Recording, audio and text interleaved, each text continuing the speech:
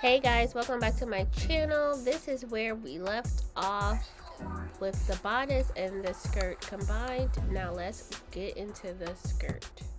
I am trying to be more cost effective with doing like special projects, things that I'm just doing for fun. And I'm trying to use stuff that I already have at home. So for this dress, someone gave me forever ago these like jumpsuits, like from a wedding or something. And like these little cover skirts that went over the jumpsuit. So I have a ton of this like black fabric, and I don't know why I had a whole bag of them. So I've been using them over time in random things that I need black satin for. So I'm gonna actually use this to make the bottom layer of the skirt for this dress. Alright, here's the skirt. I'm putting a little tulle thing on the bottom of this. So this is, let's say 20. Let's say 21.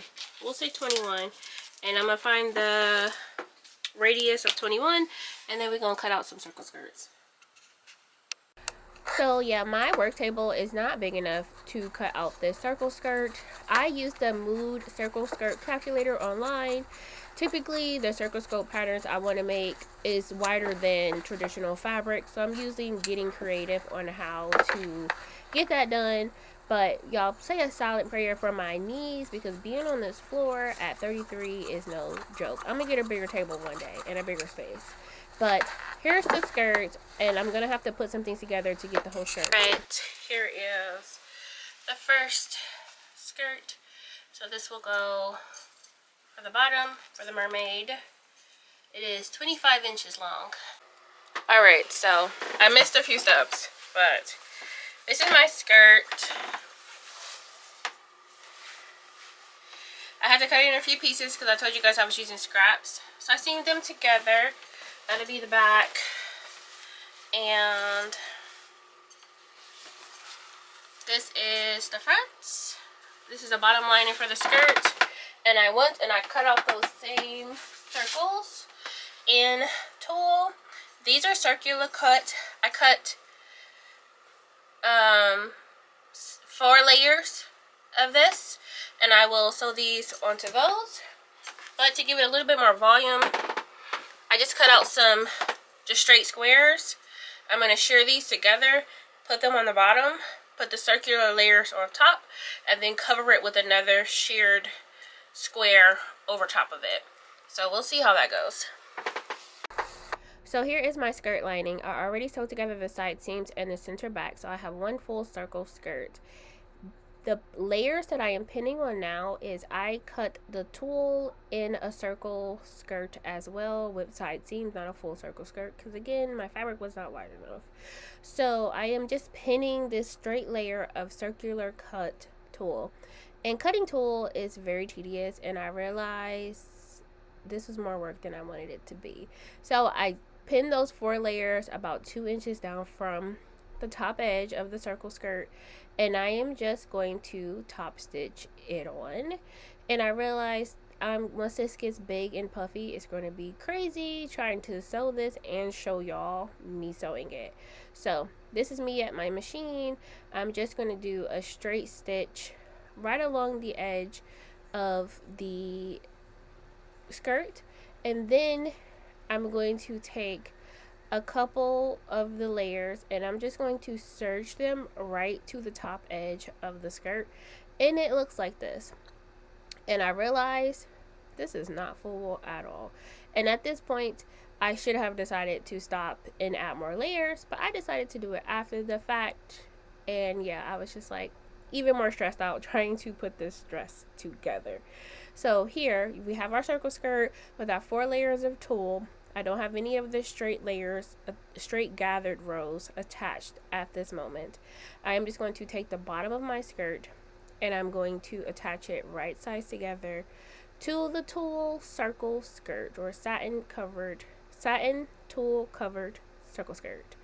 And I'm just going to sew these together. I'm also going to use a marrow stitch for this.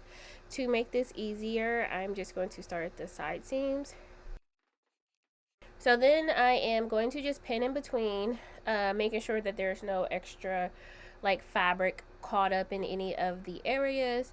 And then I'm going to make sure that all of the tulle is pushed down so the tulle isn't caught into the seam. And this becomes even more difficult when I go to sew the rest of the layers. So I try to do my best to keep the tulle down, so you'll see me smoothing it down and pushing it down just to make sure that it is in fact just the top edge of the circle skirt with tulle attached to the bottom of the sequin like skirt from the bodice. Once you have everything pinned together, you're going to carefully go to your serger, or you can straight stitch. I again chose to use my serger because it's easy for stuff like this. I went to my serger and I just serged all the way around, making sure to catch all and the take layers. Your time when sewing this and making sure that you are pulling out all of those pins. I did break a needle, but I don't even think I sewed over a pin. I don't know how it broke, but I did break a needle and had to do a break to go and fix my needle, and then I broke it again. But be careful, make sure you're pulling all of your pins out, and it does have sequins which can break your needles, so you just want to be careful when you're sewing this on, making sure there's no like super bulky areas, and there shouldn't be, because we've been using marrow or serger stitch, you know, the entire most of this garment, so we shouldn't run into any super bulky areas. So just take your time and sew around and it should be okay.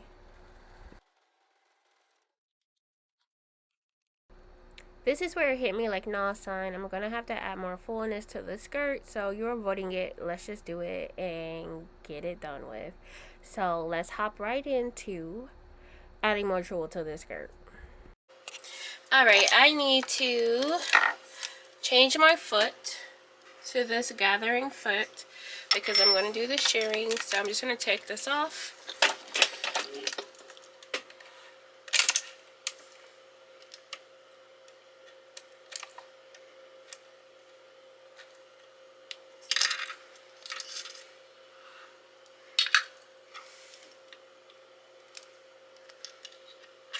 Put this on, and then I'm going to tighten it up.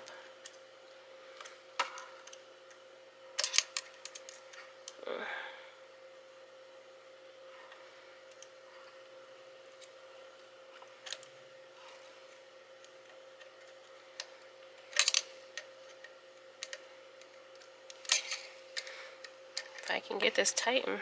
There we go. So, have my new foot on. I'm going to adjust my tension to make it, I believe, tighter. I'm drawing a blank here.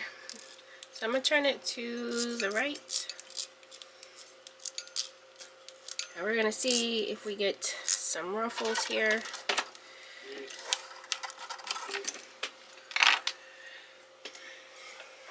I have this here tulle. I bought this, but it came, it's 54 inches wide, but it came on folded into fours, which is very unfortunate. So I am just going to leave it like this for the little ruffle piece I am making, and I'm gonna leave it like this and then just see if I can get it to ruffle up. So I'm just going to start testing this out. Pick my foot up. I'm gonna put my edge here like right along the edge of this foot, but I give it a little space like so that it doesn't get ate up in the feed dogs. So I put it there, and then we'll see how this goes. I'm going to slowly press the gas. There you go. You can see it's starting to ruffle, but it is getting a little ate up, so I'm giving it a little pull. See how. There we go. Zoom in so you can see that a little better.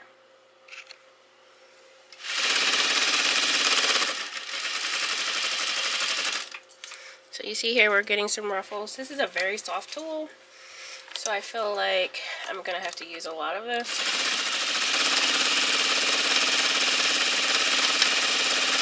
So I'm just gonna keep going until I get a nice big, long, ruffled up piece of tulle.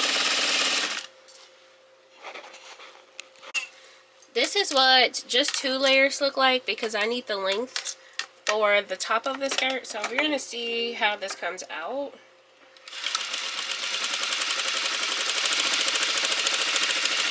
So it's still shearing. It's not as voluminous.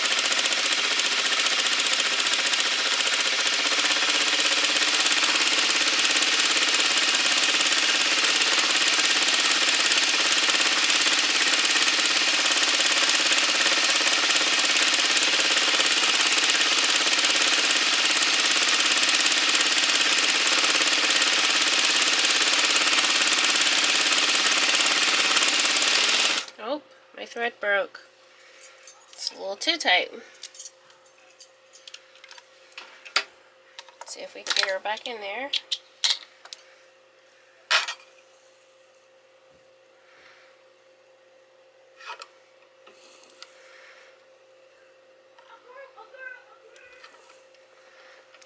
My nails are really long right now, which makes this a little bit more difficult to thread, I'm finding. It's time for me to cut my nails. There we go. Put this here.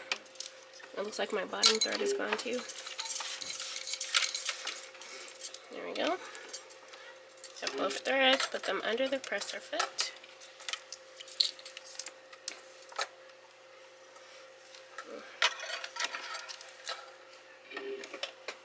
So here we go.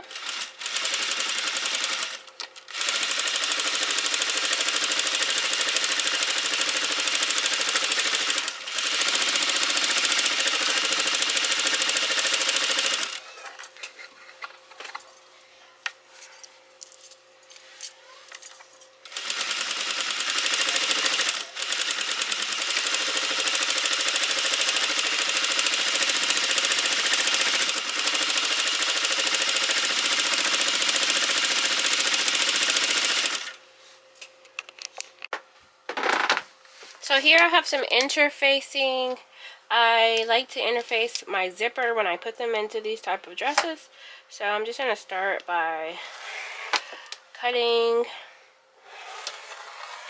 some interfacing out.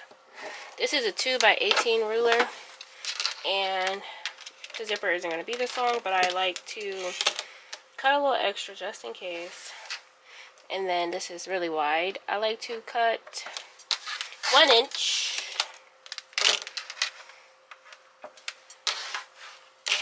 So half of this ruler, like that. There we are. So then I'll cut this down to like, oops, knocked the camera.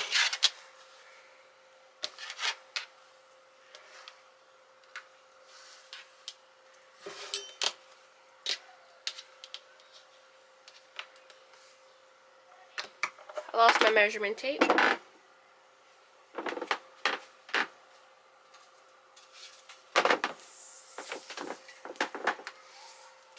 Just got like 22, 23.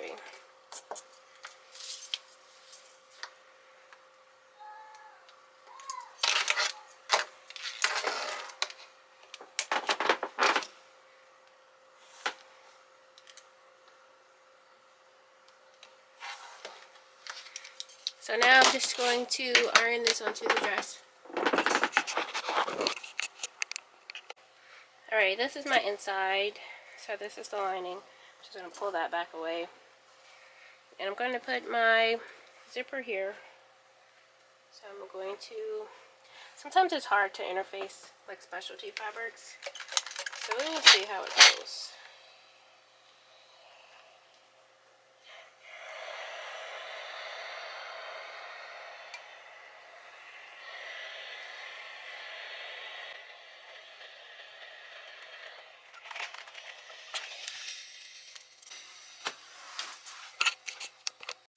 So here's my invisible zipper.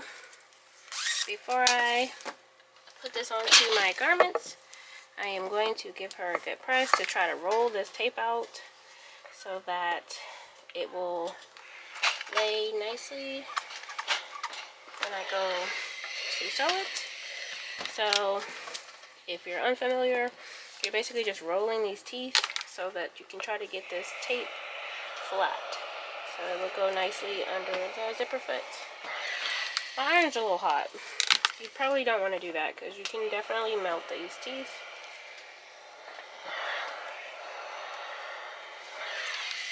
But you can see that this is kind of flat now compared to this side, which is still kind of curved.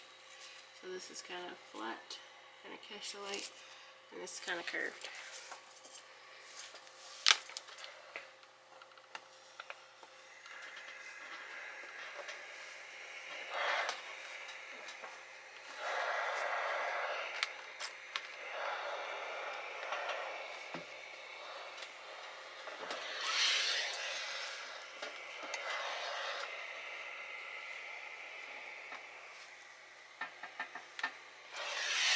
There you go.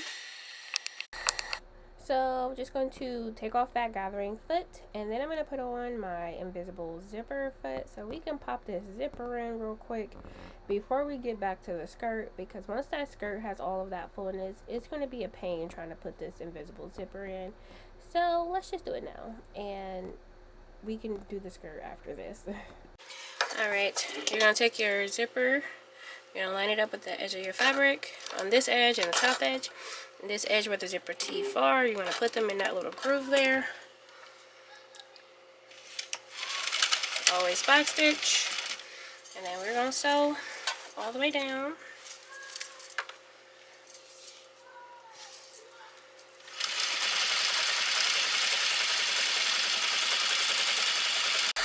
So we're going to sew the invisible zipper as normal. The things that are important to remember here is to make sure that your zipper pull is right size to your fabric, and that when you go to sew the second half of your zipper, that your zipper tape is not twisted. And I actually almost did it here, and I went to go check to make sure it wasn't twisted, and it was.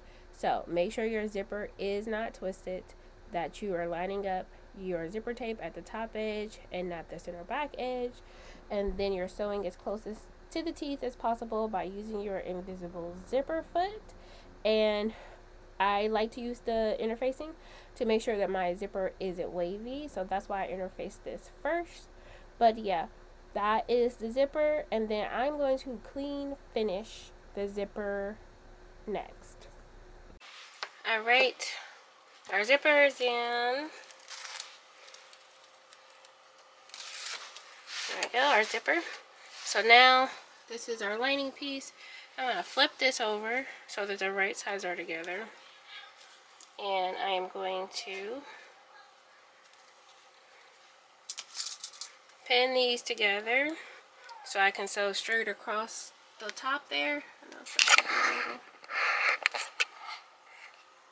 I'm going to sew right across the top here, and then I'm going to sew the lining to the seam allowance like that.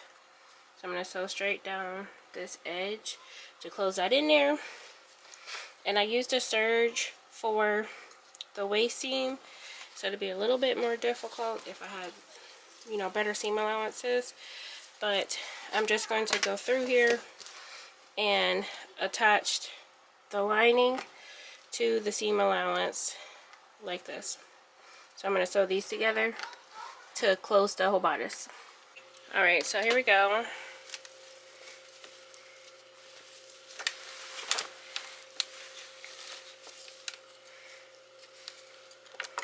Trim that out the way.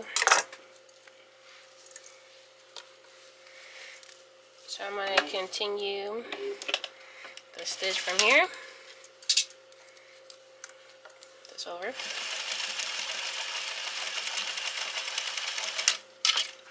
And then I'm going to sew down the seam allowance of the zipper.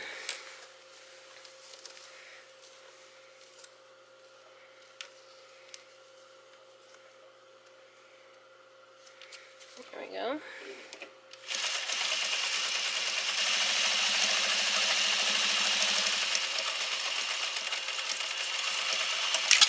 Back stitch at the end.